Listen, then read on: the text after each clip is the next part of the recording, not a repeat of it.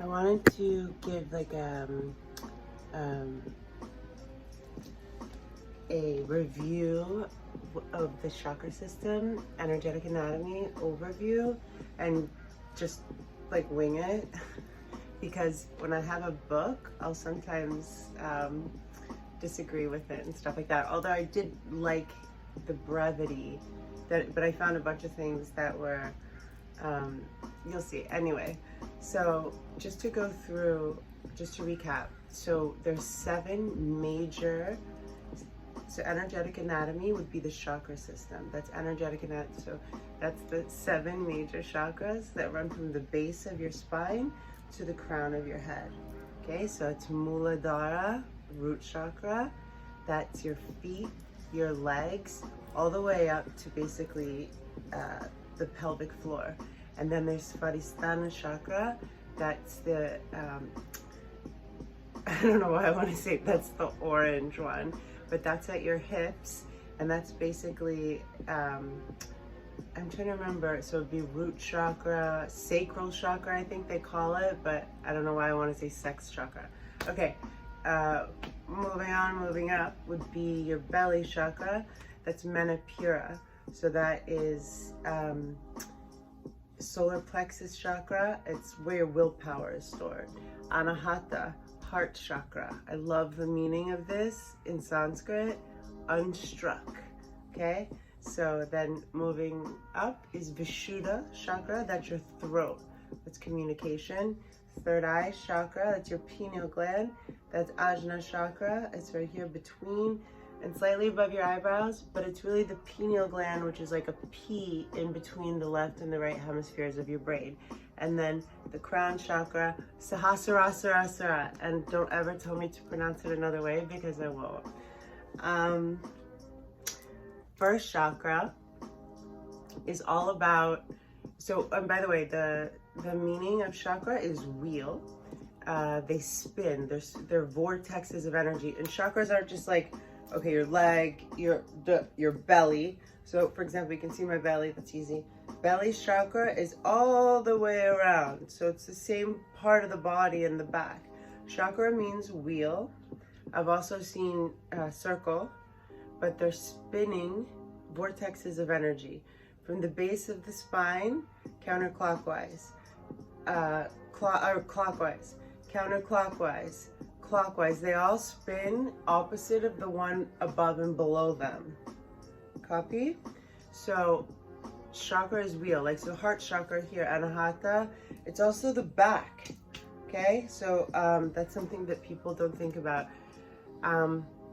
First chakra is all about, okay, so you can be excessive or deficient, before I move on to really quickly, excessive or deficient in any of the chakras, and it's going to throw them all off. Just to preamble all this chakra talk, I've never met anyone, nor have I conversed in 16 years of spending a lot of time with a lot of people with a lot of experience. Nobody's chakras are all balanced. Maybe like the monks in Tibet and, you know, some other people, but we're all usually Kundalini. The Kundalini energy is resting at the base of your spine. So root chakra, clockwise. Svadhisthana, counterclockwise. Manipura, clockwise. Anahata, counterclockwise. Okay, so they're all spinning, and you can be excessive or deficient in one, throws all the rest off balance. So first chakra is, and Debbie, why am I saying Debbie and it doesn't sound right? Beth McCracken said it in a perfect way. I wanted to explain that the last video I did on chakras, it was talking about dimensions in terms of perception of reality, okay? And then Beth said something perfect. She said portals, and I totally agree with that. It's synonymous to exactly what I was trying to say. So first chakra is very basic stuff, food, shelter, like tribal issues, like family would be considered tribal issues, things that, you know, that you align with from a very young age and feel visceral. Also things that you need to survive. The second chakra, the second vortex of energy, is focused on our level of understanding, perception of the world, because people get stuck in vortexes, in wherever you hold your awareness, sustain your attention, or wherever life circumstances have your attention sustained, like if you're homeless, if you're, on the streets and a prostitute or whatever, you know what I'm saying? Those are first and second chakras. Wherever your awareness is either by choice, and some will argue that, everything is by choice, subconsciously or something, or circumstances just have you not being able to consider anything but the rent, where you're going to sleep that night. That's a way of experiencing this reality, right? Then you can get up to, I'll do a polar opposite example, third chakra, Manipura. So that's where your willpower is, kind of who you are in the world. If you ever see dudes, like, not necessarily with big bellies, but big bellies maybe too, but they walk and it seems like they're so egotistical. Like Trump, I think, is a good example. He walks with his belly forward. It's not chest forward. He's not all heart. He's all solar plexus chakra power. You know what I'm saying?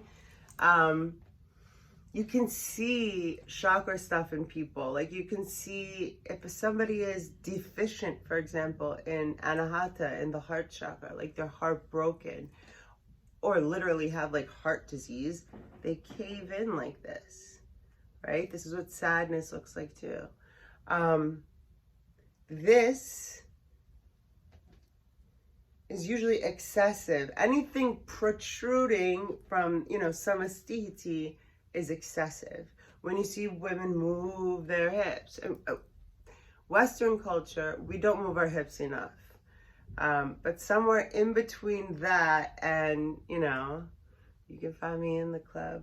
Okay, so first chakra, if a person is, what is it, like 70% of the planet now, like doesn't have shelter or something like that, the globe, you're limited, really limited to, there are very few exceptions. One that comes to mind is Maharishi. Not Maharishi, Ramana. Okay, he was in a very, low income situation, and he had enlightenment happened to him. I think Eckhart Tolle has a similar story. That's rare. Kratom tea. Also hot water is really nice for your tummy. And it was my train of thought. So no, I just wanted to okay, so I think I left at heart disease, right? Right. So not only, okay, let's stick with the point. Let's take a bong hit. Always helps everything come back together. Oh yeah, I was trying to say, if you're,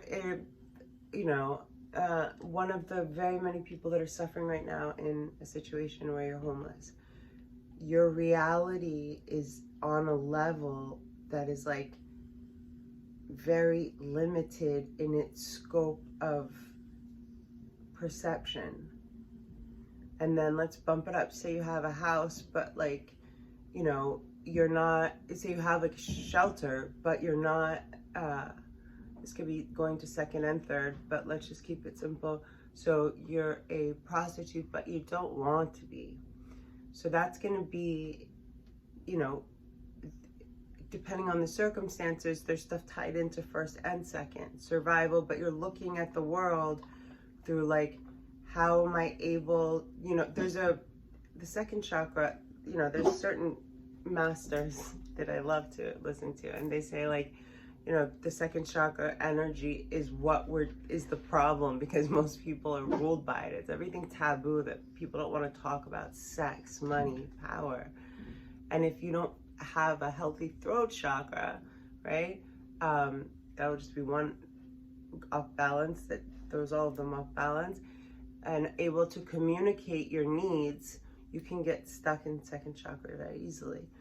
So moving up to third chakra is Manipura, knowing who you are and your place in this world is very important for people's confidence. So if you're perceiving the world at this place, you've got a home, you've got shelter, you're healed from anything that has been opposite of that in the past, you've reconciled sort of your sexuality, and you have a healthy relationship with sex and the balance of that and power. So also another thing is, you don't have to be a prostitute. That's just a very drastic or dramatic example, but women that feel like the only thing that is worth, or their only value is how they look, you know, or they tie in their experience with their aesthetics. That would be an example. Men too. So then you're up at the third chakra.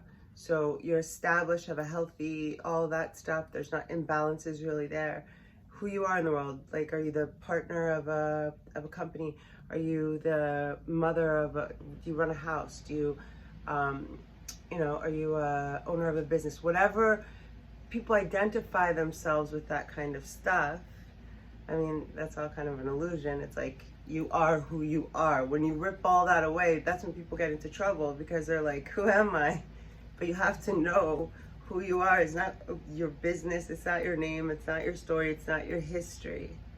It's your ability to move through these energy vortexes and find healthy, stable, balanced places within them.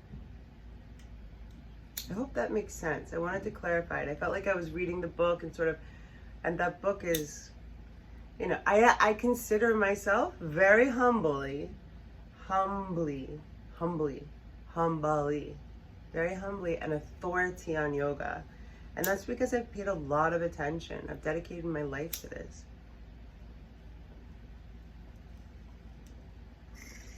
The seed sounds in the chakras are incorrect. They add a G. I've never seen that. It's lam, ram, ram. They have long, vang, rang. Like, stuff gets lost too easily anyway. I love you guys. More. Bye.